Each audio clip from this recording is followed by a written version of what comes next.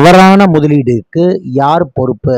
So இது ஒரு biggest கொஷின்ங்க. So ஒரு முதலீட்டில் தவறாக ஒரு விஷயம் எடுக்கிறோம் அல்லது தப்பாக ஒரு லாஸ் வந்துடுச்சு அப்படின்னா அதுக்கு யார் பொறுப்புன்னா, அவங்க தன்னுடைய புரோக்கரையோ அல்லது தன்னுடைய நண்பர்களையோ அல்லது வேற யாரோ சொன்ன மென்டார்ஸ் டிஸ்ட்ரிப்பையோ தான் காரணம் காட்டுறாங்க. ஸோ இந்த மாதிரி சொல்கிறது சரியில்லை. ஸோ இதுக்கு என்ன பண்ணணும் அப்படின்னம்னா, நீங்கள் ஒரு முதலீட்டில் வெற்றி அடைகிறீங்கன்னா அதுக்கு நீங்கள் தான் பொறுப்புன்னு டிக்ளேர் பண்ணுறீங்க. எல்லாத்துக்கும் அந்த வெற்றியை ஷேரும் பண்ணுறீங்க. அதே நீங்கள் ரூ. 100க்கு வாங்கின பொருள் ரூ. 50க்கோ ரூ. 40க்கோ ரூ. 30க்கோ வந்துட்டா அதை யாருக்கும் சொல்கிறதுக்கும் தயங்குறாங்க. அதற்கு பொறுப்பு நான் தான் அப்படிங்கிறதையும் ஒத்துக்க மாட்டேங்கிறாங்க. ஸோ இந்த மாதிரி நபர்கள் வெற்றி அடைவதற்கான வாய்ப்புகள் மிகவும் குறைவுங்க.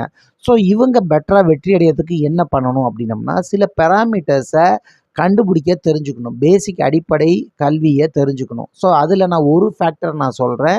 ROCE return on capital equity அப்படிம்பாங்க. ஸோ இது என்னன்னு உங்களுக்கு புரிகிற மாதிரி சொல்லணும்னா, நீங்கள் ரூ. 100 பணத்தை பேங்க்கில் போடுறீங்க அப்படின்னம்னா உங்களுக்கு ஒரு வருஷத்தில் ரூ. 6 கிடைக்குதுங்க. ரிஸ்கே இல்லாமல் உங்களுக்கு ஒரு வருஷம் முடிவில் ரூ. 6 கிடைக்கிது. ஆனால் நீங்கள் ரிஸ்க் எடுத்து ஒரு தொழிலில் போடும்போது அதோட டபுளோ அல்லது ட்ரிபிள் டைம் வரதான் நீங்கள் ஆசைப்படுறீங்க. அதாவது ரூ. 12லேருந்து ரூ. 18 வந்தால் தான் நான் ரிஸ்க் எடுக்கணும் அப்படிங்கிற ஒரு முடிவு எடுப்பேன். ஸோ இந்த மாதிரி விஷயத்தில் ROCE அப்படிங்கிறது ஒரு 15லேருந்து 20க்கு மேலே 10 வருஷம் ஆவரேஜோ அல்லது 5 வருஷம் ஆவரேஜ்லேயோ நமக்கு இருந்தால் மட்டும்தான் அந்த கம்பெனியை ஃபஸ்ட்டு ஃபில்டரிங் ப்ராசஸில் எடுக்கணும். இப்போ இந்த மாதிரி விஷயத்தை எடுக்க தெரியணும். ஸோ இந்த மாதிரி நிறுவனங்கள் என்ன தொழில் பண்ணுது, அதை யார் யாரெல்லாம் வச்சுருக்காங்க, அவங்களுக்கு என்ன கடன் இருக்குது, பிஸ்னஸினுடைய ஃப்யூச்சர் என்ன இப்படின்னு பல விஷயங்களை அனலைஸ் பண்ணணுங்க.